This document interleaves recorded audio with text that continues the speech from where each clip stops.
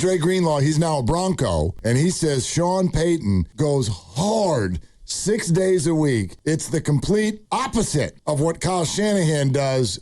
He does the let's try to keep you fresh angle. Shanahan hurts his players. Duh. Yeah. Hello? I mean, obviously, there's a risk. I tried to tell you that years ago. What the hell else could it be? Quarterback power, practicing all day. Yep. Gotta be delicate with those calves. Doesn't give anybody a break. Possibly. He's too, nose to the grindstone. He's too hard on the players. Definitely is maybe at least a piece of it. Well, I was talking to a mutual friend, and he said, Dibs, what's up with these injuries? What do you think? Yeah. He said, and I said, well, you tell me, smarty pants, is it that substation? Bum, bum, bum. And he said, well, I haven't done the research to debunk it, but it doesn't seem likely. And he said, what is it? I said, it's probably one of 6 things, and all things are equally true. One of 6, okay. What are your 6? They bring in a lot of guys who have been hurt before. Sure. And then they get hurt again. They get re-hurt. B, he goes hard on Thursdays. Everyone said that they practice harder on Thursdays than any other team. C, the training and medical team maybe aren't the best in the business. Right. And again, that's just a theory.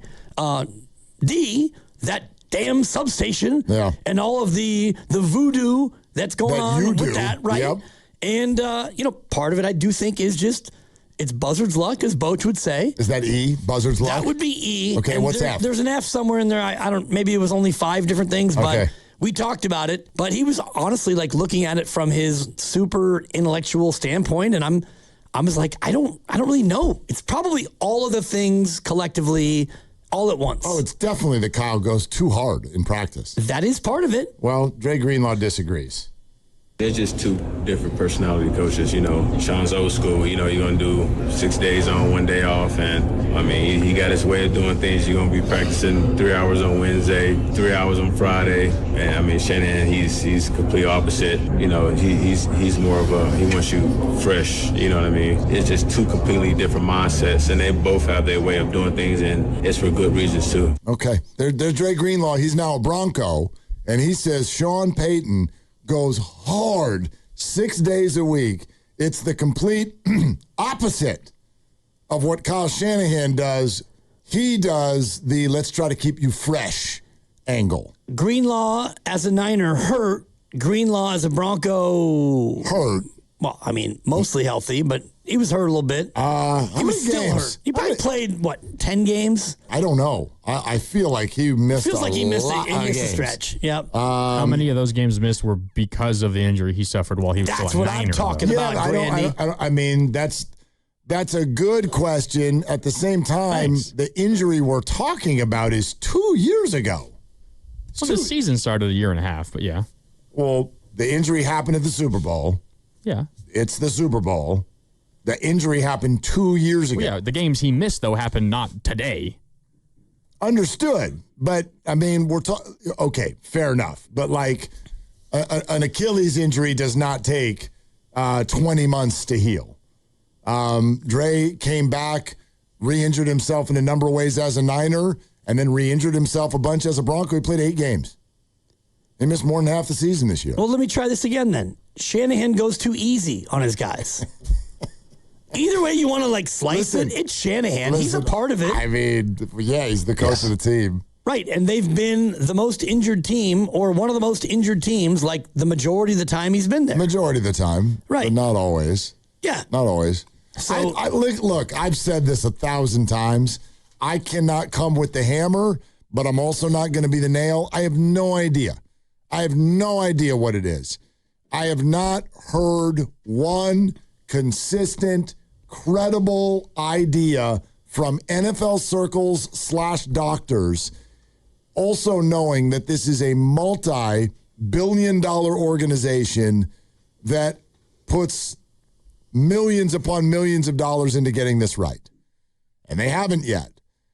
Now, what was it? Grandy, maybe you remember this. Wasn't there a poll done recently? And it's that anonymous players union thing. And all the teams get grades. And they get grades. And Grandy, you're Mr. Grades over here. So, the team gets grades for all the different aspects of the team. It can be, the way they treat families and the way the ownership and blah, blah, blah. And the Niners graded out really, really well across the NFL. The one thing that was a little bit less than stellar, I want to say the grade came in as like a B-, was the training staff. It's training staff. I don't know what you put into that, but I just haven't heard anything yet that everybody seems to agree on. I've heard tons of scientists on social media say that this plant next door, there's a big bunch of hooey. So I can't debunk it. I'm not a scientist. They have. Yeah, exactly. Do you know what I mean? Kyle goes too hard. I don't know. Dre Greenlaw says Sean Payton goes way, way harder. Is it the age of the players? I don't know. That's part of it. They had a bunch of young players. Michael Williams tore his ACL. And the injury history, I do think, is part of it. Well, and they've had a long, long history of drafting guys who have torn ACLs.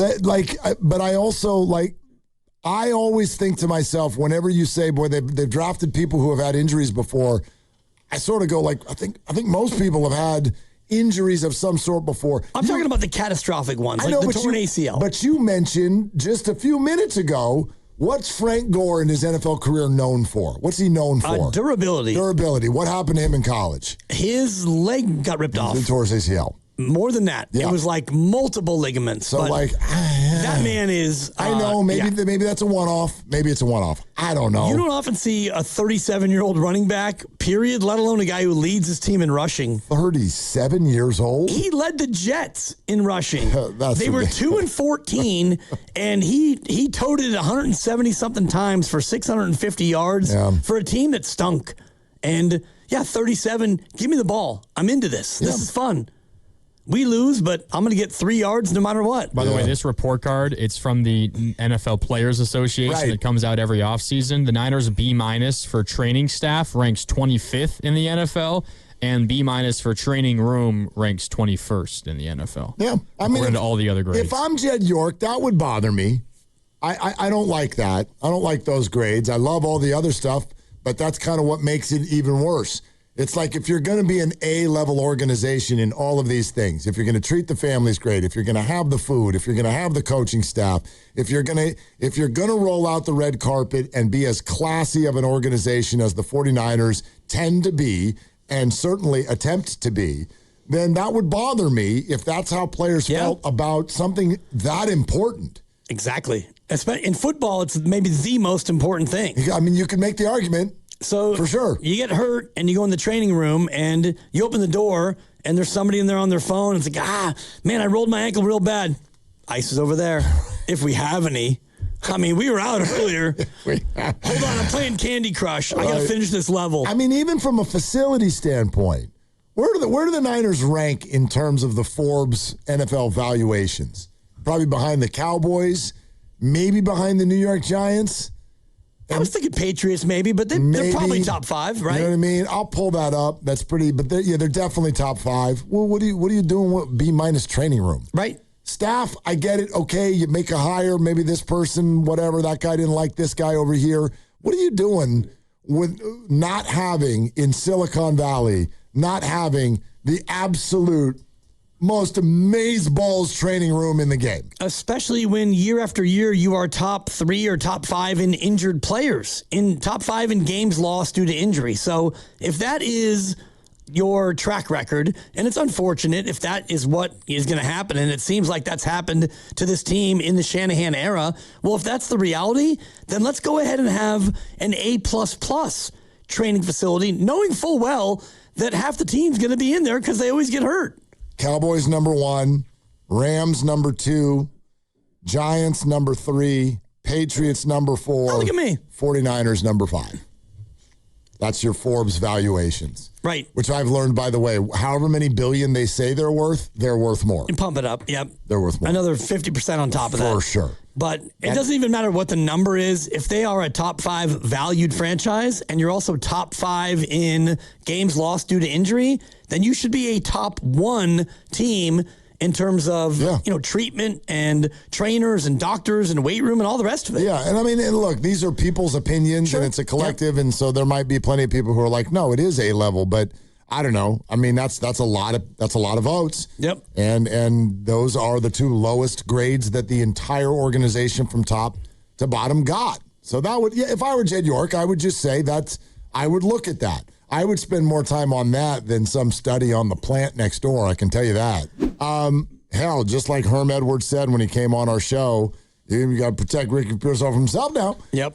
Because how are you going to tell the best athletes in the world who, and football players especially, because they do have a few screws loose, how are you going to tell them to slow down?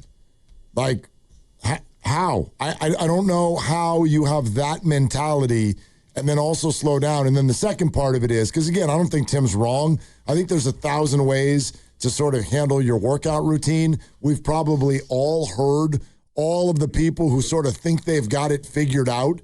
I tend to subscribe to the idea that there is no such thing as anybody who's got it all figured out. You can figure it out for you. You might, as a trainer, be able to figure it out for someone else. But I don't think there's a catch-all that works for everybody, because not everybody is the same. And then with football, you add into it whatever you're doing training-wise, whatever is optimal, and you could be the best shape and everything is working perfect. I'm not straining any muscles or whatever.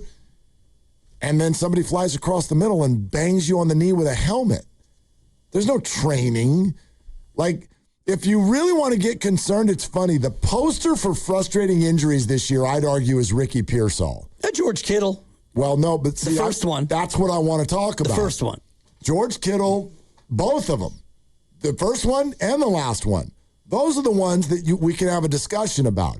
Ricky Pearsall banging a knee and Fred Warner's ankle going the other way have, in my opinion, nothing to do with your training at all. You're playing football and you got the hard bang in the wrong spot. Well, easy there. I'm sorry. That's what happened. Fred, yes. Ricky, I'm not sure. I mean, PCL. And Kyle says, you can't decide how you're going to fall and stuff. And you fall on your knee and it's going to be the way that happens and stuff. He loved what Ricky did in the offseason.